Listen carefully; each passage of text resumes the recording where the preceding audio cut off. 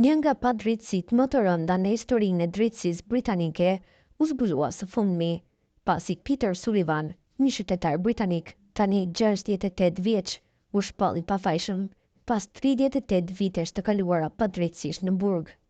Ai ishte dënuar në vitin 1987 për vrasjen brutale të një gruaje të re në veri perëndim të Anglisë, një krim që rezulton se nuk e ka kryer kurrë. Rasti i Sullivan ka rikthyer vëmendjen te gabimet e rënda që mund të ndodhin brenda sistemit të drejtësisë penale.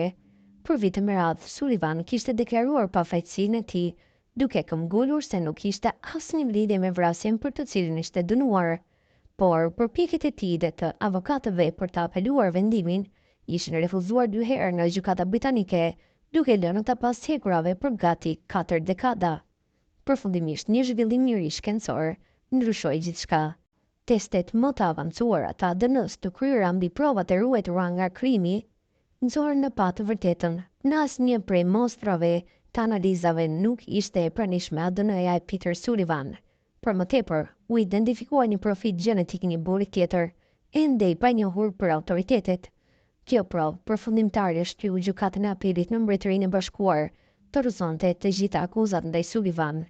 Vendimi i fundit u mor me një ton të fortë kritik ndaj gjyqtarëve, të cilët pranuan se rasti përfaqëson një nga dështimet më serioze të sistemit të drejtësisë në historinë moderne të Britanisë.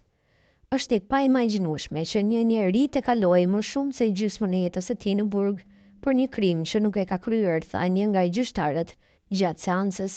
Ky është një dështim institucional që kërkon reflektim të thellë.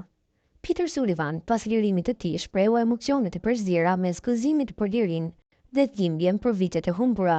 Kam humbur gjithë jetën time, miqt, familjarët, mundësitë, gjithçka, tha ai. Por më në fund e vërteta doli në dritë. Avokatët e Sullivan tani po kërkojnë kompensim të plot për dëmin që ai ka pësuar, ndërsa organizatat për të drejtat e njerëzit e ekspertë të ligjit kanë kërkuar një hetim të thelluar mbi mënyrën se si u trajtua rasti i tij, sepse drejtësia dështoi për kaq gjatë. Ky rast ka nxitur thirrje për reforma rrënjësore në sistemin penal britanik, përfshirë mënyrën se si trajtohen provat, rolin e ADN-s në proceset gjyqësore dhe përgjegjësinë institucionale në raste të tilla.